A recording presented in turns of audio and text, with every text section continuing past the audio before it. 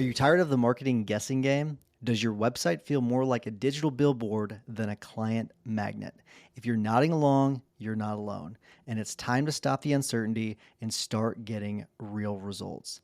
Let's talk about your marketing spend. Are you just shelling out money every month and crossing your fingers? Do you ever wonder what impact your marketing is really having on your revenue?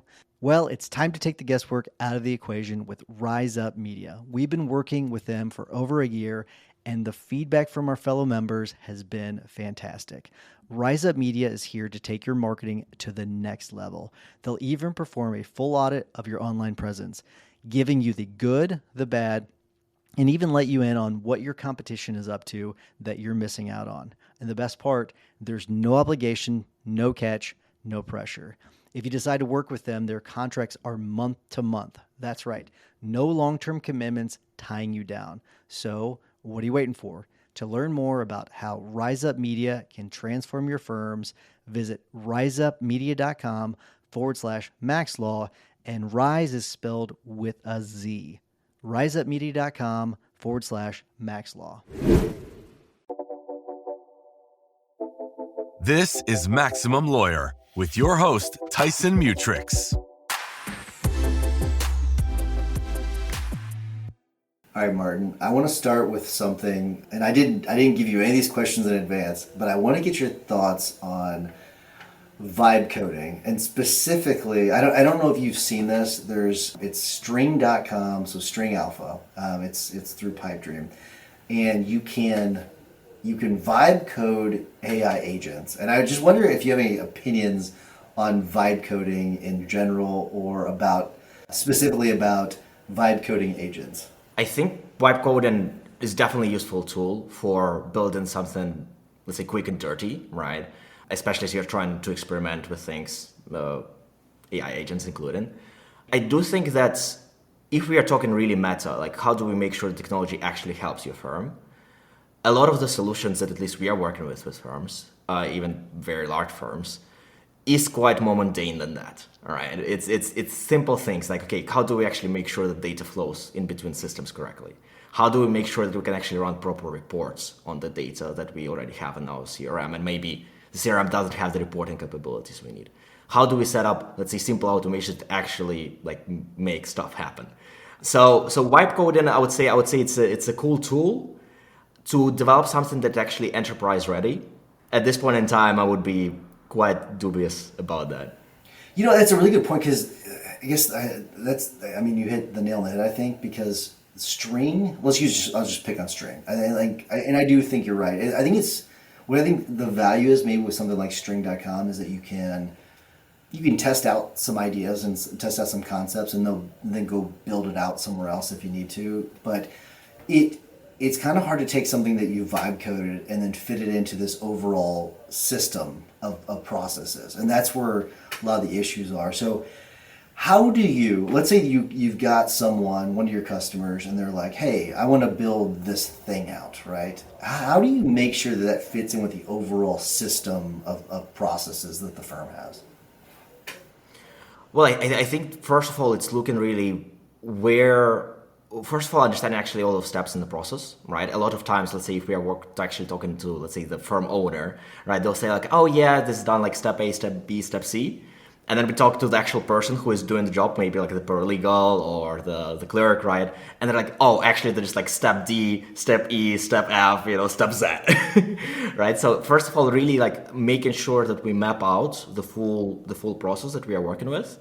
Ideally have some kind of diagram. There are a lot of tools, great tools on there like Figma, etc., where you can diagram out the process. Make sure that everybody who is involved in the process kind of agrees to that, right? Because that can also be sometimes an issue.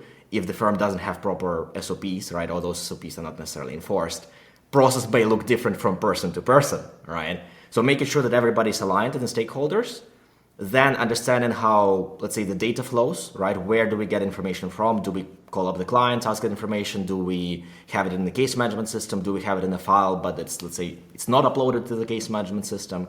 And then design a workflow really around that. Understand like what data needs to be entered into the systems, right? So we can then actually make some use of it with automation, with AI, whatever we're utilizing. And then after we have that in place, understanding where can we actually apply automation and what processes can be automated versus not, right? And the decision there would ultimately come down to, let's understand the full capabilities of the software that we are using already, right? So it's a case management system, Clio Manage, right? Recently they released automated workflows. You can now apply task list on stage changes, right? In the case lifecycle. Understanding we have that native functionality built in, or do we need to build something extra using a platform like Zapier, Make.com, or something more complex than that? Yeah. I wonder if you have any advice for people that I'll give you a little story, and then maybe you can give me some advice on this. Where whenever I first started as an attorney, the firm I worked for, they had like their own kind of basic templates. They were somewhat uniform, but I know that each of us attorneys had our own set of documents on our own computer that were kind of our own little templates, and like the receptionist had her own, and the paralegals had their own, and so they weren't in like this joint database where everyone was using them. We had kind of like the general documents that kind of everyone sort of had modified to make their own. So when you go into a firm like that, where like they don't have any like systems or processes, nothing's all integrated, do you have any advice for people on how to, when they're starting to build out these processes, like how do you take all these individual templates and all that and try to blend them all into one unified system? I think ultimately here the problem is not necessarily a technical problem per se. It's more of just an operations problem, right? And a human problem, and making sure that again all of that knowledge is centralized. And ultimately, I would say the solution here is quite simple. It's just like make sure that whoever is doing a particular job, they sit together, right, in a room on a Zoom call, right, and walk through exactly how to do a particular function, right? After we agree on that, again, we can use maybe some diagramming tools, whiteboard helps. Then take those documents, right, take that process that we have just outlined and put it in a simple SOP, right, inside of Google Drive or OneDrive or whatever you're using, right, or your server. Ultimately, I think in terms of knowledge management as well, it's kind of a big thing. There are a lot of programs out there that try to do, say like, okay, we're the best knowledge management system. We also now working on that internally. We've tried a few of those, and we just said, okay, we're going to use Google Drive. We're going to have Google Docs with those processes that has version control. We can share it with everybody. Nobody needs extra accounts. And actually, Gemini connects directly to Google Drive. So you can just say, add Drive. What is the process for setting up a new client account? And it will search all of your Drive and pull up that answer. And those answers were better than the custom platforms that we were paid, $20 per user for. So I would say simplicity and like first of all, making sure that everybody is on the same page in terms of just conceptually, right, on an operational level. And then not overcomplicating and not over-engineering it, and just putting it on paper and making sure that at least, say, the human process is well-defined. I think what you just said I hope people don't overlook what you just said, because that is such a really simple, cheap hack. And I think it might be better than what everyone's been trying to find for years. Where like they want to have this like unified system where like you can find all the documents, all the SOPs and everything.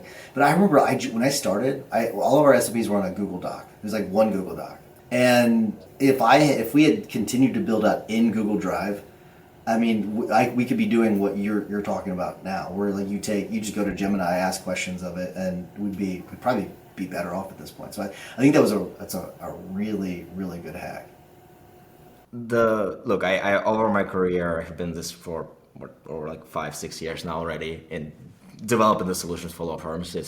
We've built very complex systems on Zoho, like the most of like 50 different steps in between the 100 different flows.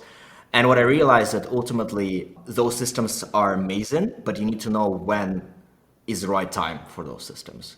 Like controversial opinion, until your firm is 20, 25 people, honestly, technology is not your biggest bottleneck. Your biggest bottleneck is getting people on the seats, making sure they can actually deliver the work, and you have good customer service, you have some standardized SOPs, but really technology is not the biggest bottleneck. Because if you have three people on the team, if you increase, let's say, process efficiency by 20-30%, well, that's still not even like one full-time equivalent, essentially, right? If you hit a team of 100 and you increase efficiency 20%, that's like adding 20 more people to your to your team, right? So those let's say benefits really start increasing as a firm grows. Until you reach that point, your problem are human problems, not technology problems. Yeah, that's a really good point. When it comes to before the show, we had a little meeting and we were talking about prompting. And will you talk a little bit about prompting and how just prompting effectively can change the output substantially? Well, first of all, I think utilizing AI, I mean, considering what I said before, right? Utilizing AI is actually a very quick win that firms can adopt in terms of technology to actually quite significantly increase their efficiency. Because let's say if you learn how to use tools like ChatGPT, Gemini, Claude properly, you don't necessarily need to integrate already all of them into your process and like build complex agents or complex workflows that do API calls, whatever, right? You can just use the tool effectively, and even if you just do that, in select tasks, you can increase your efficiency by 30-40%, but most importantly, actually increase the quality of the output, right? Make sure you don't miss any details that could be overlooked, for example, by a human, in let's say a personal injury case, right? Make sure that your argument is as solid as possible. So by making sure that you're actually communicating well with those models, and ultimately it's not that hard. Like once you get the hang of it, you will get a feeling for like what information the model needs versus what information is extra and not really beneficial, right? And it's really striking that line. It's like, how do I manage the context that I'm given this AI model, right? So it can do its task effectively, but I'm also not overburdening it with too much information. Example, if I need to maybe draft a client email, I wouldn't want to put all of my medical records about that case, right, into the prompt and then ask it about it, right? Versus, obviously, if I'm trying to, let's say, prepare a medical chronology, obviously I would need to provide all those medical records, otherwise it wouldn't be able to do the job. So it's just really making sure that you provide enough information to the model for it to complete the task, but don't overdo it. I mean, ultimately, that's a fine line. Yeah. Okay, so let's break down that example for a second. So let's say you want a medical chronology created from your client's records. What is the best way of approaching that then? Because you said you don't want to dump them all into a prompt and everything. So how would you break it down? If it's a very simple case, let's say it's 100 pages of medical records, you can potentially honestly do it in one single prompt, and you have quite let's say high confidence that the model will do a good job, right? If you're working with a more complex case, let's say 3,000 pages of medical records, then you need to understand the limitations of the models that you're working with, right? What we've seen, for example, with Gemini is that after, I would say like 300, 400 pages per prompt, right, per chat, its hallucination rate starts increasing, right? Not only in terms of, let's say, making up information, which is actually somewhat less of an issue, it's more so errors of omission, which a lot of times people don't think about. It's, I have supplied this, let's say, 1,000-page medical records to Gemini. How to actually make sure that he has included all of the treatments, right? And that's the biggest issues with big records, because ultimately the model is trying to do its best to summarize, right? But it has a limited as well output window, so it cannot summarize necessarily everything if it's a very long record. So what I would do there is I would just simply break the record up, right? If it's multiple files, it's obviously easier. If it's one single file, you can just really break it, for example, by dates, and then process those records individually in separate chats, right? Making sure you don't pollute the same chat with multiple records. So in separate chats, get those individual summaries, and almost you have like this bit, let's say, of a funnel, right? You start with a lot of those like medical records, very big amount of information. You then condense it to summaries of individual records, right? And then in a separate prompt, you then, for example, draft the demand or draft a chronology from that, where you just operate in, let's say, maybe with 20 pages of data, but that's already summarized data, so the model again can do a good job, right?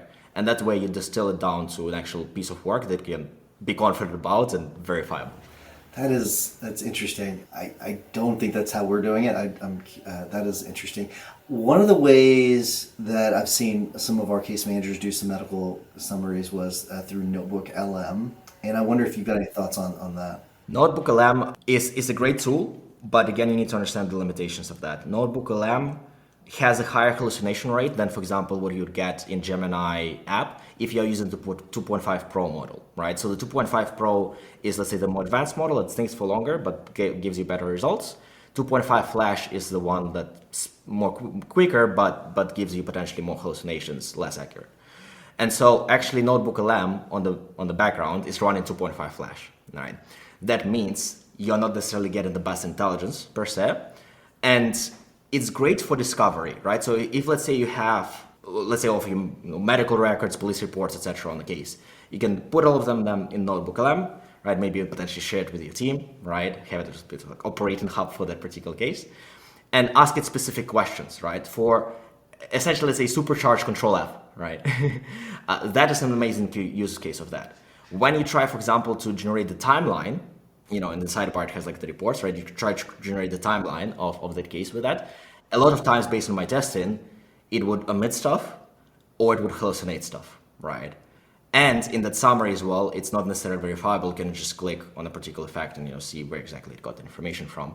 So for comprehensive chronologies that you can trust, I wouldn't use Notebook LM. I would follow the process that I've just explained, just because as well, at each point in those individual summaries, what you can do is you can click on any response or any like portion of the text, and it will provide a citation to the actual piece of text in the document where it sources that. And what I would do is almost divert, let's say, from the concept of, let's say, a single case manager per file. That's a bit more advanced, right? Like a single case manager per file. And as the records are coming in, have a specialized person almost work in a conveyor belt style, which would be processing those medical records, making sure that the medical summaries are correct. And when it comes time to drafting, those medical summaries already would be in your case management system, and the paralegal assigned then can just take those, know that the information there is good, and don't have to verify with the original records. It's interesting you say that, because that's exactly how we're setting up our medical summary agent that we're building out. That we just started yesterday, but I mentioned to you before that we're having it do it one record at a time. So as the record comes in, it does it. It starts to kind of build to this overall template that we've built out. So that's really interesting. Something that I really like Notebook LM for is to like prepare for mediations or depots. What I'll do is I'll put information in it, and I'll use the podcast function where it just has a kind of like a refresher. And the question I have though is, do you think that there's going to be a time where the podcasts that people listen to are just going to be AI podcasts that are created from things like that? Well, if you go on YouTube, there are channels with 100K subscribers that are fully AI generated. You may not certainly know it, right? But I guess if you've worked with AI voice models, you will be able to understand that it is AI. So I mean, there's this as well theory of like that internet theory, which pretty much says that, let's say, 90% of the internet is all bots, right? And the humans just represent a small minority of it. I cannot say if that's true or not, but I think definitely not, for sure, 100%. And right now, like the concept of like you see it, you believe it is no longer relevant. I can create a deepfake video of anybody doing anything at this point in time. It's with sound, with video, whatever. Yeah. So I think it's pretty obvious at this point for people listening or watching that you like Gemini. Gemini is your preferred model. What's the reason you prefer something like Gemini over something like Claude or ChatGPT? So a few things here. First of all, let's start, I guess, with the most basic. Also, not necessarily always relevant for plaintiff personal injury alerts. We only really work with personal injury. Gemini is fully HIPAA compliant, right? In Google Workspace, if you get it through Google Workspace, you just accept a BAA in 3 simple steps, and now the platform is fully HIPAA compliant. ChatGPT, no Claude offers that unless you're like super enterprise. Then second, if you're already using Google Workspace, it is included. And so again, the whole, let's say, part of change management of making sure your people actually use it becomes easier because you don't have to provision new accounts. They just literally go to their Gmail, click on the like 9 dots, click Gemini, tada, they're there. And then lastly, in terms of quality, I guess somewhat more subjective, but I do find that it hallucinates less and it can process records better. So its document processing capabilities, especially for things like medical records, is superior compared to ChatGPT and Claude. It just seems to understand, let's say, especially if it's like a badly scanned PDF or similar, and just it understands better compared to those models. But really, it's all of them are quite similar. But those are the advantages. I feel like Gemini is a bit on top. What we also need to understand is that Claude recently released a new model. ChatGPT recently, released a new model, which is a router, but okay, that's a separate story. Gemini 2.5, the base model, also there has been revisions, has been released in March of this year. And so it's like already 6 months old.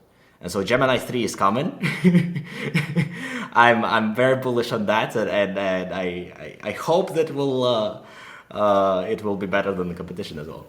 We're going to find out very quickly. I'm going to change gears a little bit. I want to ask you about something. I'm going to show you this. Tyson, maybe just before as well, we continue. Like I have a great actually report. I can also screen share if you want. Oh, absolutely, yeah. Yeah, let's do that. Yeah, that's absolutely. So sorry to cut in. No, you're good. But I want to ask you about this article. I talked about this on our live show yesterday, but I want to talk to you about it. And this is the ChatGPT, which the title's stupid, to ignore that. But Thomson Reuters multi-agent system slashes 20-hour tasks to 10 minutes. And they talk about this new thing where it's going to do research and all that kind of stuff. And it says, RAG was the start, but doesn't go deep enough. And the reason I wanted to ask you about it, when we were chatting beforehand, either you or Max, your partner, your co-founder, one of you had mentioned the fact that, people, they got this kind of like FOMO, so they'll go pay for a product, kind of like that. You all didn't specifically mention that, but what I thought was kind of interesting is that it appeared to be like they just built out an AI agent or a workflow that goes and does legal research. This is basically what it does. And what I wanted to ask you about was a couple things. Was what are your thoughts on people that go and are about them going in, not necessarily the people themselves, but just the idea of going out and paying for something like this that I think can just be built out by someone like you that can build out like workflows. So I just because it seems like this is probably like an overpriced workflow that you could probably just build yourself for a fraction of the cost. I'll go even a step further and say you don't build it, you actually just use the app and use it well, right? And the reason for that is like I looked over the last like 3 months. I've been on an AI research spree. I have been looking at all, let's say, legal AI vendors, specifically in personal injury space. Have also built workflows myself with make.com, connecting directly, let's say, to the APIs of these platforms. And what I realized is that also the output in some of them was sometimes marginally better, sometimes actually worse than using the app. It didn't justify the cost, right? It didn't justify paying $300 for a case, unless it's like a very high stakes litigation case. Okay, I understand, right? But let's say like 80% of routine personal injury cases. It didn't justify the cost of paying $300 per case with an annual subscription where you can do the same thing, maybe spend 5-10 minutes more, but then you're just paying $20 per month per user for your Google Workspace subscription already, right? What ultimately happens is that with a lot of these tools, human verification is still needed. Whatever legal AI vendor tells that their product is hallucination free that's complete BS, right? It's based on AI, so ultimately just like AI itself, generative AI, its architecture is ultimately somewhat creative, right? It's duplicated patterns and it's not deterministic, meaning that you cannot get 100% accuracy. And so would you rather, let's say, pay $20 per user tool and do manual review, or pay $300 per case and still do manual review? What I would also say is an issue I would say with some of these tools that are like some very specific or let's say integrated directly into the workflow that still need manual verification is that instead of giving your team and investing in your team and giving them a meta skill that they can use not only for that particular narrow task, let's say of medical record summarization, but they can go and ask it to explain a concept to a client. They can go and ask it to, create an image for a marketing campaign. They can go and learn a new concept by themselves, right, with a tool. Instead of investing in your team, right, and giving them meta skill, which will serve for their career, you're paying this provider and providing maybe 3, 4, 5 seats to the lucky ones in your organization who get to work with it. So I would say there is use in those tools, but again, enterprise level, right? Or if you, let's say you said, okay, like I run a 20-person firm, I don't want to grow anymore, I just want to make it more efficient, okay, maybe makes sense as well, right? But if you're trying to grow, keep it simple, make sure you actually adopt technologies that drive real value, tangible value as soon as possible and require minimal maintenance, right? Because what we also need to understand is even if you hire an engineer to build a more complex system like this, it also needs maintenance, right? So I think practicality is probably the most desirable skill that I want to have, let's say, law firm owners to have when it comes to all of this. So you and Max have built out Swans. So for those of anyone interested, swans.co, and we offer sustainable and scalable solutions. It's so like there's like you build out these systems and everything for people, but we offer sustainable and scalable solutions where marketing consultants fall short. That's from the website and everything. But you definitely do more than that. By 2030, our goal is to empower 10,000 law firms across North America to double their revenue. That's amazing. I think that's a wonderful vision and everything. I do wonder what got you into doing this specifically with law firms. That's because I mean, like, usually there's some sort of something that triggers someone going into a specific industry. So I wonder what about law firms and specifically PI firms? Originally, I would say my response would be somewhat anticlimactic. It was a bit by an accident.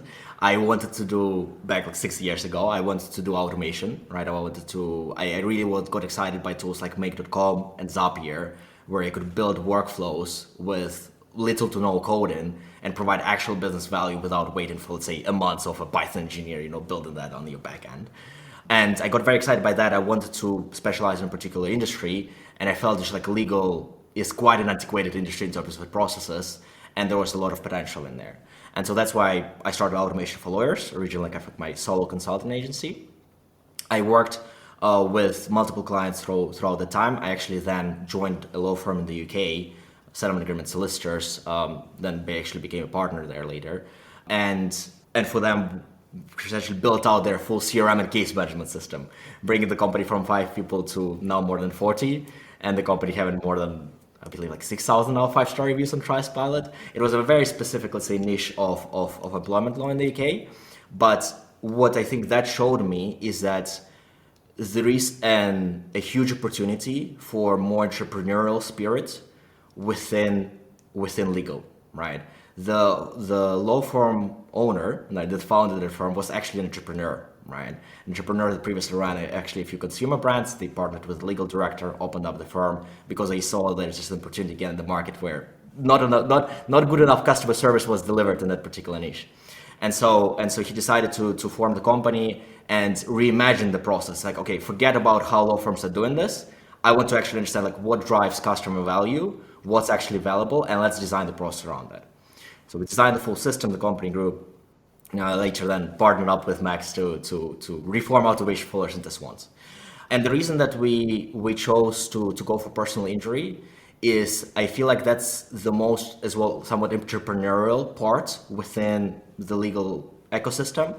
It's one that's a bit more competitive and one that's a bit more open to trying out new things, right? And so I feel like that's just the natural first step into making an impact in this industry and almost making sure that we help a few firms a lot, right, to actually drive impact, and doing that almost like brute force this industry into providing better customer service, being more customer centric, and as well being more entrepreneurial by using technology and AI and everything we do.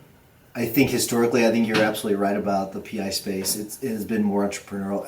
I do think that that's changed substantially over the last decade or so, where it's shifted quite a bit. I still think PI is probably still predominantly the most entrepreneurial of the entire legal space, but it definitely has changed quite a bit, which I think is good. I think it's good for the legal space in general. But I think you're really interesting because you're different from a lot of automation people and AI people. It's funny because they are different, but you're now sort of both. You have to sort of be both. You can't just be automation or AI. You got to be both. But what makes you different, though, is that you have been inside the inner workings of a law firm and helped build the systems and processes, which makes you substantially different, I will say, because you have to understand how the legal space works. You really do have to have a understand the inner workings.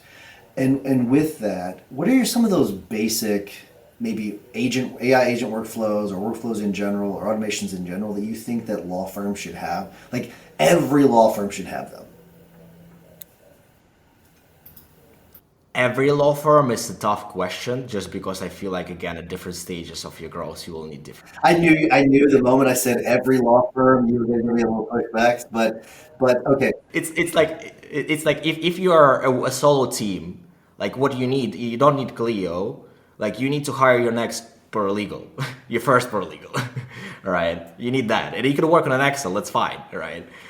When you're three, okay, get a case management system, right? So I can talk about, like, let's say, a few major things we are working on, if that's helpful. Yeah, I think so. Let's hear that. Okay, so I mean, obviously, one that we've been talking about now, especially relevant now, is I would say just AI adoption, making sure that your team not building some crazy AI workflows, which there's a place for that again once you've covered the basics, but actually making sure that each one of your team members adopts this technology, is comfortable with it, and uses on a daily basis, right? That is really where the power comes, and that's why I feel like where a lot of these legal AI vendors ultimately fall short is because they provide this great tool, they do a few onboarding sessions, and then that's it, right? What we found is even if we do group sessions, we still need to jump one-on-one or at least department level with our clients and actually walk people through, make them feel comfortable with the technology, try out a few things with them to get the ball rolling, and then to check in on a periodic basis. So AI adoption would be one thing.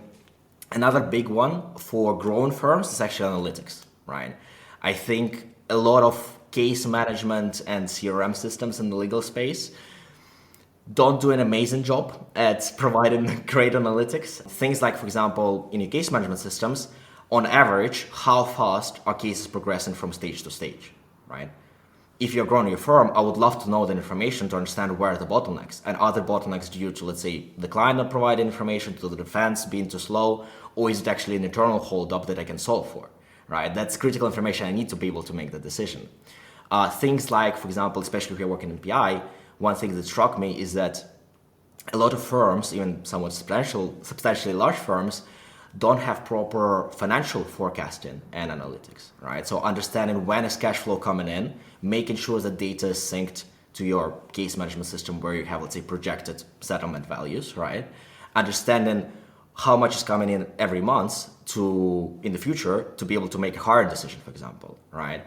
Not only that, but also actually understanding how much value is your team generating every month, because obviously in PI, like you start working on the case, you invest essentially for 9 months into your team doing the work, but then you only see the result. If you look at your books and you're growing fast, like you will think that you are unprofitable, but it's not really the case, right? Because you're now building value for those future cases. And so having some kind of infrastructure to be able to, again, take the information from the case management system, process it in aggregate, right, and display it in a nice analytics dashboard is very important. And obviously all the stuff on the CRM side of things like intake, speed to lead, obviously a lot of big things there. And then we would say, let's say, optimizing your CRM and case management capabilities, right? A lot of firms are already using great tools, but they're not fully maximizing, right? Maybe you're not using conditional logic within your document templates and you have 200 templates sitting in your case management system where you could only just have 30, which obviously complicates maintenance and errors, whatever. Or maybe, for example, your case management system actually has the ability to apply task lists automatically when the case goes from one stage to another. Again, that's very useful. You can run analytics on those task completions later. You can make sure your SOP, you don't need that many SOPs because pretty much everything is in your case management system. CRM side of things, again, automation on that front, making sure that, again, data is properly organized and displayed within that. And then we would go into, let's say, more advanced stuff, such as creating custom automations with Made.com, Zapier, those more advanced platform AI agents, etc., etc. But as you can see, there are like a lot of basic steps that there is more benefit to getting them right rather than immediately, say, jumping into the most advanced flashy workflow. Because if you don't have good data, if you don't have good processes, like that will not work.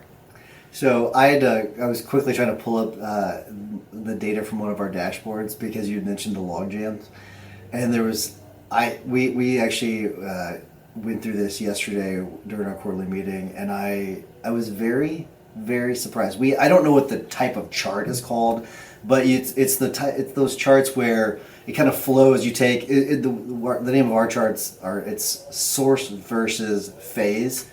And so where are all of our clients coming from, and then what phase of the case is it in? In one of our phases, we have case on hold, and it could be for a variety of reasons. And it could be, the client's not got us information, we can't get a hold of the client. Like there's things like that where case is on hold until we figure out whatever's going on. And the biggest source for case on hold is client referrals. So current clients or clients that have referred us cases. That is the biggest source for case on hold. And it's interesting, without this chart, I guess we could do the chart another way, but it is that one was kind of, you've got like it kind of connects each other and it's like kind of wavy and stuff. I don't know the name of that. Waterfall. Is that what it's called? Is a waterfall chart? So it's source against, let's say in your case management system. Yeah, exactly. Source against stage. Yep. Probably just a matrix chart, I guess. Yeah, it's kind of interesting. But so it's interesting though, is like, wow. So it really has me thinking, maybe we need to reassess whether or not we want to devote as much time to try and get current client referrals. I don't think that necessarily we're going to stop trying to do that, but all right, whenever a client refers a case, maybe we just look at it a little bit harder as to whether or not we want to take that case. But it's interesting when it comes to that data, though. So I'm glad you mentioned that, because it triggered that memory from yesterday. Because that data is so important. Look, if you're running a law firm is a business. You need to think like a business owner, right? As a law firm owner, you're not an attorney. You're a business owner, right? And so you need good data to make good business decisions, right? Finance sides, things like this. I'll probably go in further. I would say, like, hey, let's analyze, for example, average settlement values for the different sources. And maybe like those client referrals are the lowest one on the list. You're like, okay, maybe we shouldn't take any client referrals, right? If you don't have the data, you cannot make the decision. And then you just fly in and drug pretty much in your business, Yeah, people definitely need to know that one. That's one that you definitely need to know. Where are your highest value cases? That's, no doubt, for sure.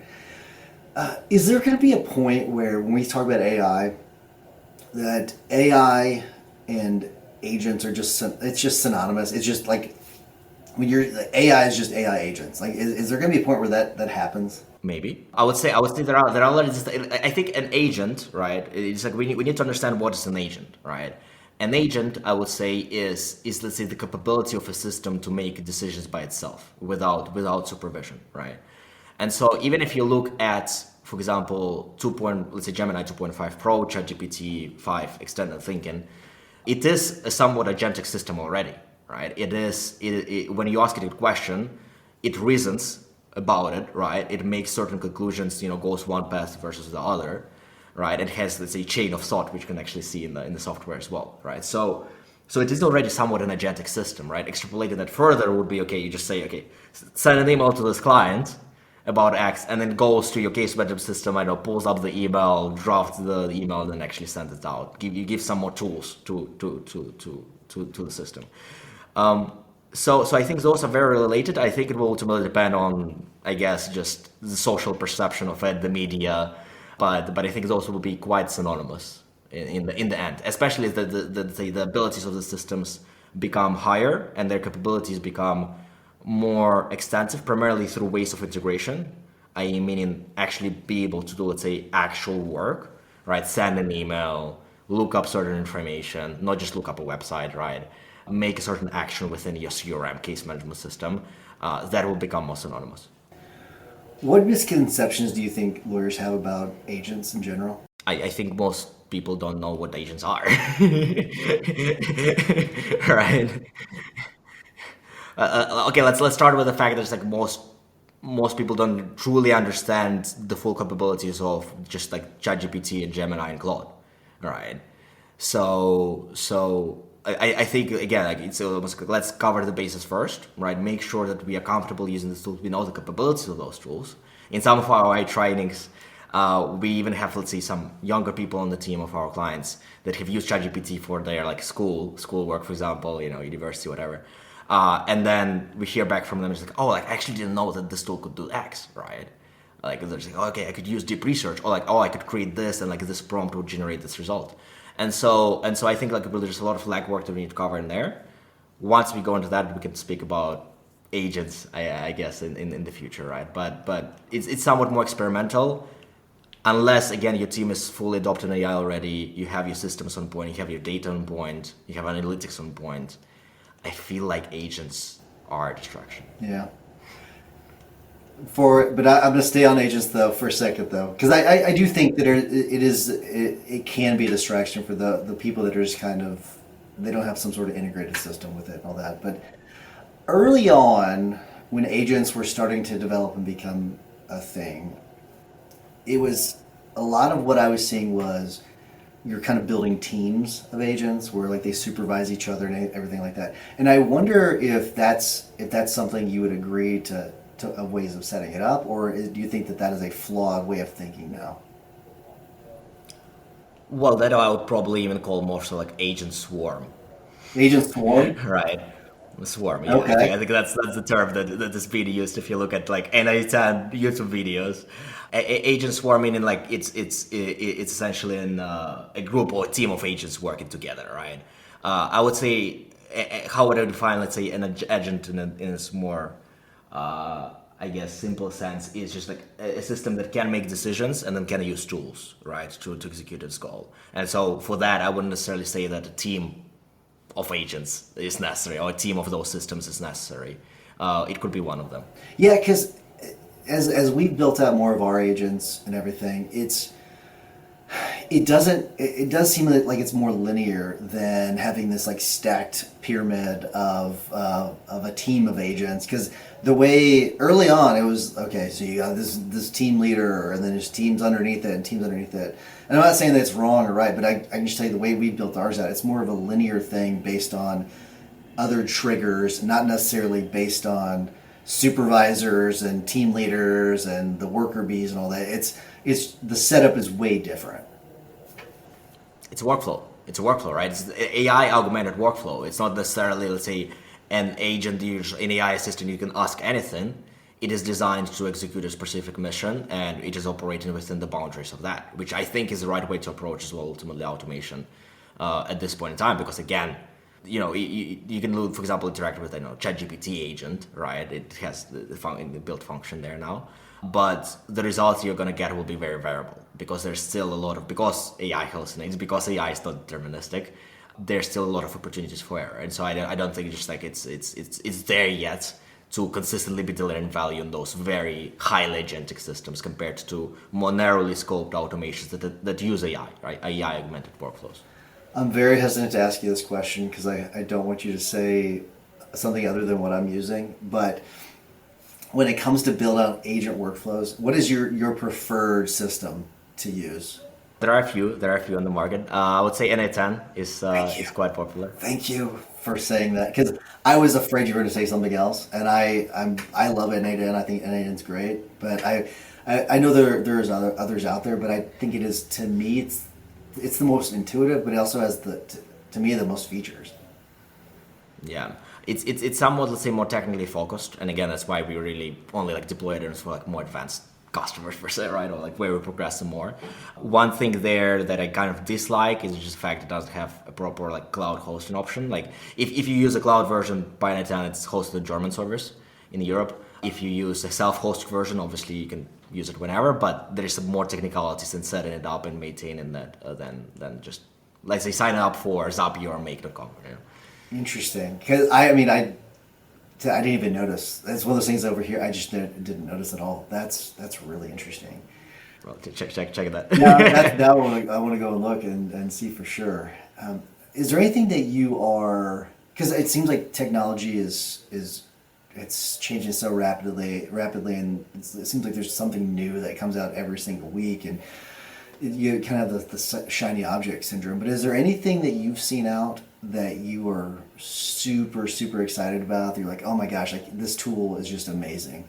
I get those moments through marketing copy, and then I try it out, and then I have disillusionment. It's especially if we talk about like specific, like vendors coming into the market and promising the world. What I think ultimately the last, doing this for the last years taught me is that simple systems, boring systems are the ones that actually deliver value.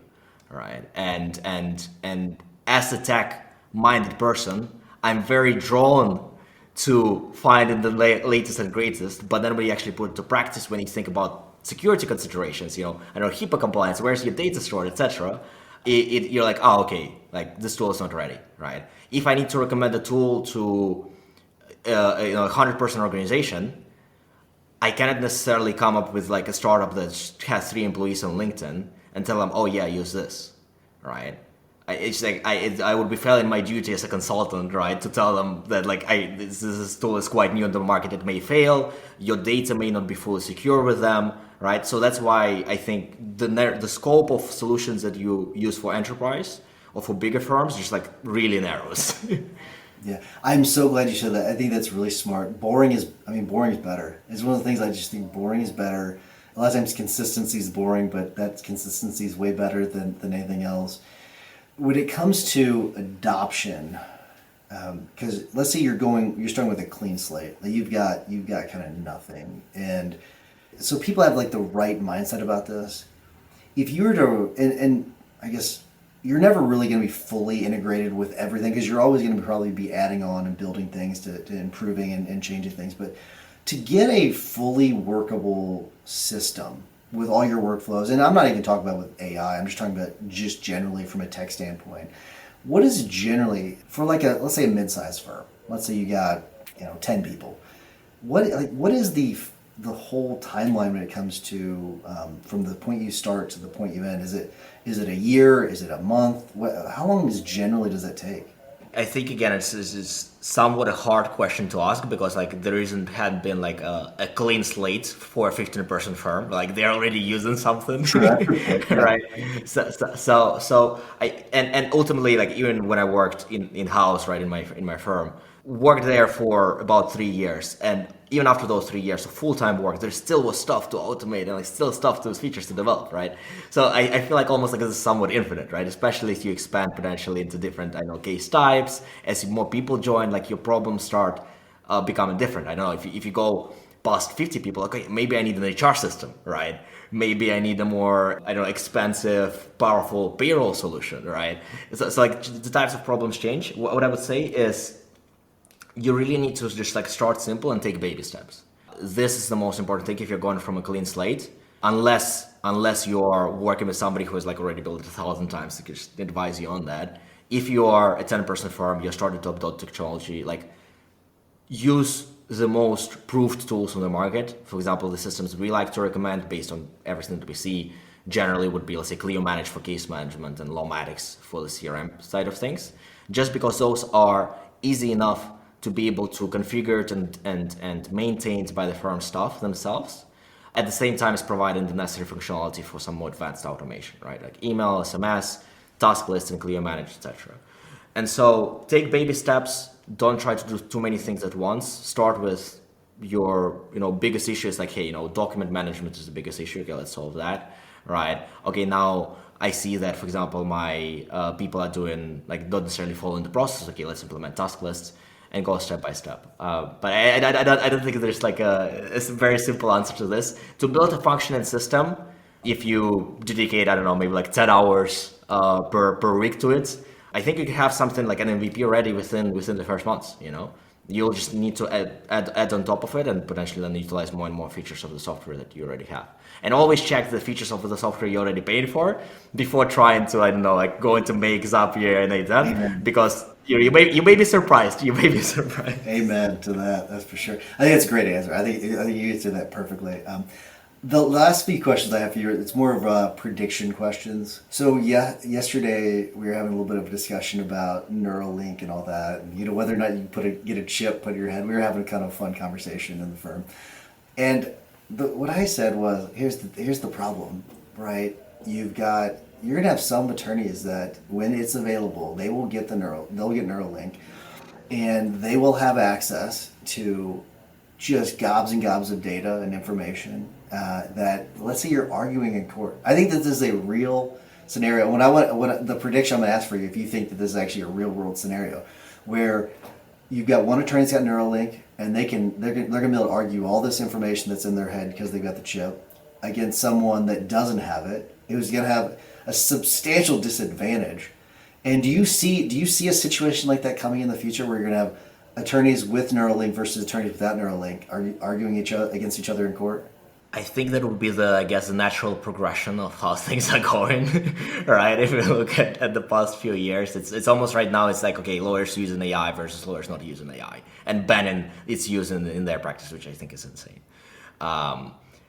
It will be similar, I guess, divide. Just in that particular scenario, I would say with, using it in court, question is how fast would they be able to process, let's say, the data that is coming through Neuralink, it's like, and actually make better decisions. If you actually prepared your case well, it's like, how much more can you boost your performance by having a Neuralink? I don't know. But it is scary and exciting times. I feel like we'll be coming with this. I don't think I'm putting that thing in my head, but I still want to. It's like they have been like puts it essentially. Kill switches in cars and whatnot, right? I don't want to put a kill switch in my head. Thank you very much. It was a scary thought. It was a scary thought, and so I'm with you on that, though. A couple more questions. What skills do you think next generation lawyers should prioritize over the next few years? Empathy and customer centricity, more so than just like say, of course, right? But with introduction of AI, I feel like being that guide for the person, for your client in distress, will be the differentiating factor. Adding more customer centricity to this profession will be the differentiating factor ultimately. Just as I have seen, again, in the firm in the UK, which dominated the industry because it focused on the customer. I feel like that is common for other areas and regions of law as well.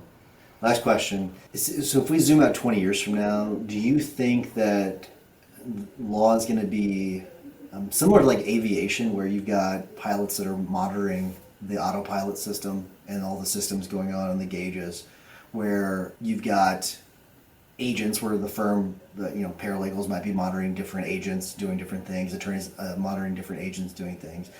Do you think it's going to shift more towards that? Is that what the legal profession is going to look like in 20 years? And again, this prediction, we don't know how much things are going to change, but I am curious what you think. Okay, so on the more strategic level, unless the judicial system changes, right? So long as we have human judges, having human lawyers and being able to transmit emotions and stories will stay relevant, right? So I don't think that strategic part, unless the whole judicial system gets replaced by a super intelligent AI, which I don't think is happening. I think that will stay the case. For more, let's say, mundane work, meaning analyzing medical records, drafting responses, etc. That part I feel like will get closer to what you are saying, just as we are seeing now in coding, right? I look at people using Claude Code for, it's like an AI coding solution pretty much, and Copilot pretty much for coders, and they have their computer with like 3 different chats.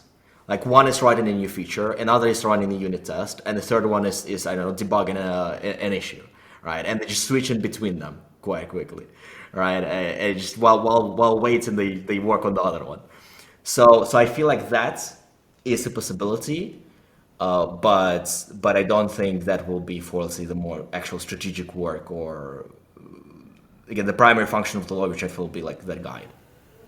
All right. In 20 years, you're going to play this back and see if you were right. Very good. Martin, thank you so much. If anyone is interested, go to swans.co. If they want to reach out to you personally, is there some sort of social media channel? Hello at swans.co, or you can reach out to me on LinkedIn, Martin Kravchenko. Yep. Love it. Thank you, Martin, for doing this. I look forward to working with you at the workshop in Nashville, at the conference at MaxLawCon. If you want tickets, go to maxlawcon.com. Martin, thank you so much for doing this. Really appreciate it. Enjoyed it. Thank you so much, Tyson.